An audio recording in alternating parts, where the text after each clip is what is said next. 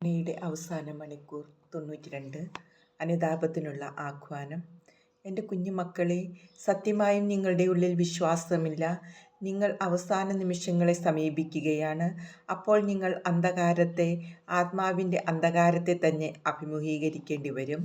നിങ്ങൾ കാണാൻ ആഗ്രഹിക്കുന്നില്ലെങ്കിലും കാണേണ്ടി വരുന്ന നിങ്ങളുടെ പാപങ്ങളുടെ അന്ധകാരമാണത്. ശ്രദ്ധിച്ചു കേൾക്കുക. അനുതപിക്കുക എന്നതും നിങ്ങൾ ചെയ്ത പാപങ്ങൾക്ക് തക്ക പരിഹാരം ചെയ്യുക എന്നതും വളരെ പ്രധാനപ്പെട്ട കാര്യമാണ്. അത് ചെയ്തില്ലെങ്കിൽ നിങ്ങൾ നിങ്ങളുടെ ദുഷ്കർമ്മങ്ങളുടെ പേരിൽ സഹിക്കേണ്ടി വരും എന്ന് പറയുന്നതിൽ എനിക്ക് സങ്കടമുണ്ട്. നിങ്ങളുടെ അസ്ഥികളെ തുളച്ചു കയറുന്ന ഏകാന്തതയും നിങ്ങൾ ഇതിനു മുൻപൊരിക്കലും അനുഭവിച്ചിട്ടില്ലാത്ത തരത്തിൽ സത്യമായ ഒറ്റപ്പെടലും ഏറ്റുവാങ്ങിക്കൊണ്ട് ദൈവഹിതത്തിനെതിരായി ചെയ്ത ഓരോ പാപത്തിൻ്റെയും വേദന അനുഭവിച്ചുകൊണ്ട് നിങ്ങൾ ജീവിക്കും. നിങ്ങളുടെ അനേക സഹോദരർ തങ്ങളുടെ പാപാവസ്ഥ തിരിച്ചറിയുമ്പോൾ നിരാശയിൽ വീണുപോകും. എൻ്റെ പ്രിയ മക്കളെ, നിങ്ങളുടെ ഹൃദയത്തിൻ്റെ കാഠിന്യവും ക്രൂരതയും കാണുമ്പോൾ കണ്ണീരൊഴുക്കി വിലപിക്കുകയല്ലാതെ മറ്റൊന്നും ചെയ്യാൻ എനിക്ക് കഴിയുന്നില്ല. എത്രയോ തവണ ഞാൻ എൻ്റെ മക്കളെ വിവിധങ്ങളായ പ്രത്യക്ഷീകരണങ്ങളിലൂടെയും അത്ഭുതങ്ങളിലൂടെയും എൻ്റെ അടുക്കിലേക്ക് വരാനും സ്നേഹത്തോടെ അവരെ കാത്തിരിക്കുന്ന എൻ്റെ പുത്രൻ്റെ അടുത്തേക്ക് തിരിച്ചു വരാനും ആഹ്വാനം ചെയ്തു. എന്നാൽ അവർ അവനെ ശ്രവിക്കാൻ വിസമ്മതിക്കുന്നു. ഇപ്പോൾ ഞാൻ ചെയ്യുന്നത് പോലെ നിങ്ങൾക്ക് വേണ്ടി മാധ്യസ്ഥം വഹിക്കാൻ എനിക്ക് കഴിയാത്ത സമയം ഇതാ വരുന്നു. എൻ്റെ മക്കളെ, പിശാച് പരിശുദ്ധ കുർബാനയെ വെറുക്കുന്നു. അവൻ്റെ പോരാട്ടത്തിൻ്റെ എല്ലാം ലക്ഷ്യം അത് തന്നെയാണല്ലോ. അതുകൊണ്ടാണ് അവൻ്റെ കൂട്ടാളികൾ ഈ മഹാരഹസ്യത്തെ നിഷേധിക്കുകയും അവഹേളിക്കുകയും ചെയ്യുന്നത്. ഓർക്കുക, ഈ ഭൂമിയിൽ മാത്രമേ നിങ്ങൾക്ക് ഈ ഭക്ഷണം ലഭിക്കുകയുള്ളൂ. നിങ്ങൾ വിശ്വസ്തരാണെങ്കിൽ ഈ ദിവ്യകാരുണ്യം നിങ്ങളെ നിങ്ങളുടെ നിത്യഭവനത്തിലേക്ക് നയിക്കും. അല്ലാത്ത പക്ഷം അത് വിപരീത ഫലമുളവാക്കും. നിങ്ങൾ പരിശുദ്ധ കുർബാനയോട് വിശ്വസ്തരല്ലാതിരിക്കുകയും നന്നായി ജീവിക്കാതിരിക്കുകയും ചെയ്യുമ്പോൾ ഉറപ്പായും നിങ്ങൾക്ക് ലഭിക്കാൻ പോകുന്നത് നിത്യശിക്ഷയായിരിക്കും. എൻ്റെ മക്കളെ, പ്രാർത്ഥനയിൽ സ്ഥിരതയുള്ളവരായിരിക്കാൻ ഞാൻ നിങ്ങളോട് ആവശ്യപ്പെടുന്നു. നിങ്ങൾ ചോദിക്കുന്നത് നിങ്ങൾക്ക് ലഭിക്കുന്നില്ലെങ്കിൽ പോലും കൂടുതൽ മഹത്തായ സമ്മാനങ്ങളാൽ നിങ്ങൾ സമാശ്വസിക്കപ്പെടും. എൻ്റെ മക്കളെ, പർദീസയാണ് നിങ്ങൾ എത്തിച്ചേരേണ്ട ലക്ഷ്യസ്ഥാനം. അവിടെ എത്തണമെങ്കിൽ സഹനം കൂടിയേ തീരൂ. അതുകൊണ്ട് നിശബ്ദമായി സഹനം ഏറ്റുവാങ്ങാനും സകലരും മാനസാന്തരപ്പെട്ട് പരസ്പരം സ്നേഹിക്കാൻ വേണ്ടി ആ സഹനം കാഴ്ചവെക്കേണ്ടത് എങ്ങനെയെന്ന് പഠിക്കാനും ഞാൻ നിങ്ങളോട് ആഹ്വാനം ചെയ്യുന്നു. എൻ്റെ മക്കളെ, പിശാച് നിങ്ങളെ പ്രലോഭിപ്പിക്കുമ്പോൾ, നിങ്ങളുടെ ഹൃദയങ്ങളിലേക്ക് വെറുപ്പിൻ്റെയും എതിർപ്പിൻ്റെയും പ്രേരണകൾ കടത്തിവിടുമ്പോൾ, ദുഷ്കർമ്മങ്ങൾ ചെയ്യാൻ അവൻ നിങ്ങളെ ക്ഷണിക്കുമ്പോൾ എല്ലാം പ്രശാന്തതയോടെ ആയിരിക്കുകയും എൻ്റെ മാതൃസഹായം തേടുകയും ചെയ്യുക. ഒരു പ്രതികൂല ശക്തിക്കും എൻ്റെ ശക്തിയെ മറികടക്കാനാവില്ല.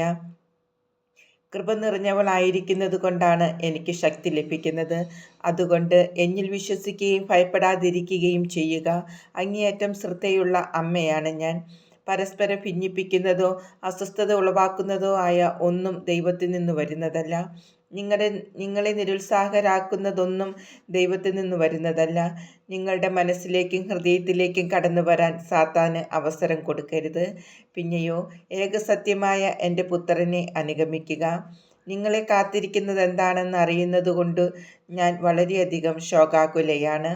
മനുഷ്യവംശത്തോടുള്ള സ്നേഹത്തെ പ്രതി മാത്രം നൽകപ്പെടുന്ന ഞങ്ങളുടെ സന്ദേശങ്ങൾ ശ്രദ്ധിക്കുക. ഈ തിന്മയിൽ നിന്നെല്ലാം നിങ്ങളെ മോചിപ്പിക്കാനായി എൻ്റെ പുത്രൻ ഉടൻ തന്നെ വരും. വീണ്ടും ഞാൻ പറയുന്നു, സഹനവും തകർച്ചയും ഉണ്ടാകും. അഭിമുഖീകരിക്കാൻ ബുദ്ധിമുട്ടുള്ള സമയങ്ങൾ നിങ്ങൾ കാണും. ഇത് എല്ലാ കാലത്തേക്കാളും മോശം കാലമാണെന്ന് ചിന്തിക്കരുത്. കാരണം കൂടുതൽ മോശമായത് വരാനിരിക്കുന്നതേയുള്ളൂ. എൻ്റെ യേശു തിരക്ക് കൂട്ടുന്നു. അപ്പോഴും ആശയക്കുഴപ്പം നിങ്ങളെ അന്ധരാക്കുന്നത് തുടരുമെന്നത് വളരെ വ്യക്തവുമാണ്. പിശാച് നിയന്ത്രണം ഏറ്റെടുക്കാൻ ആഗ്രഹിക്കുന്നു.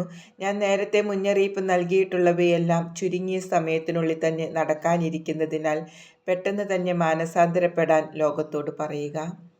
ആകാശത്തിൽ നിന്ന് അഗ്നി വർഷിക്കപ്പെടും. അതിനായി ഒരുങ്ങിയിരിക്കുക. ദൈവദൂഷകരോടും കഠിന പാപികളോടും പോലും ദൈവത്തോട് പാപക്ഷമ യാചിക്കാൻ പറയുക. എൻ്റെ പുത്രൻ തീർച്ചയായും അവരോട് ക്ഷമിക്കും. അനേകർ ഈ സന്ദേശങ്ങളിൽ വിശ്വസിക്കുന്നില്ല. അവർ ഇപ്പോഴും എൻ്റെ പുത്രൻ്റെ ആഗമനത്തിന് മുൻപുള്ള അടയാളങ്ങൾ അന്വേഷിച്ചു കൊണ്ടിരിക്കുകയാണ്.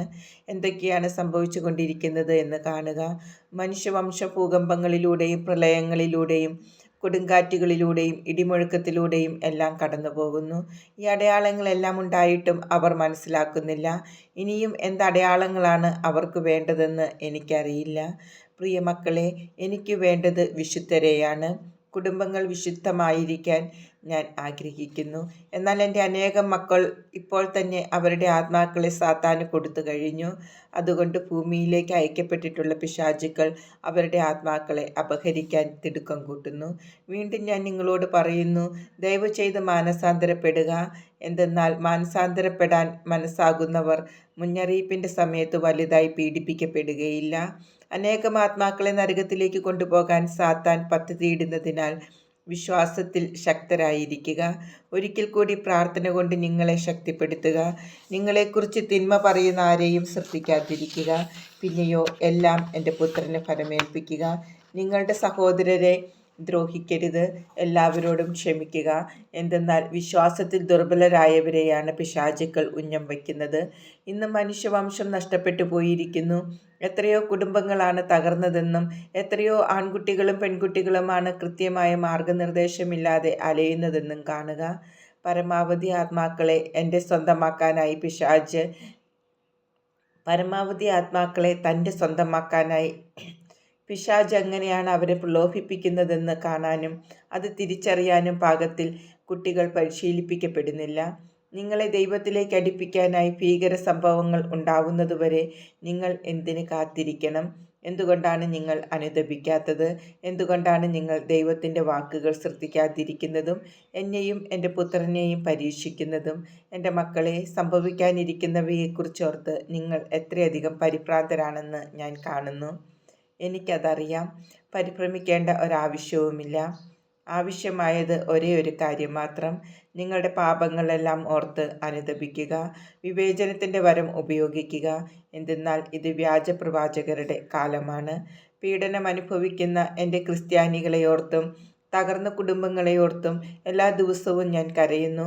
മാമോദിസ നൽകപ്പെടാത്ത കുഞ്ഞുങ്ങളെയോർത്തും പൈശാചിക സംസ്കാരത്തിൽ വളരുന്ന കുഞ്ഞുങ്ങളെയോർത്തും ഞാൻ കരയുന്നു.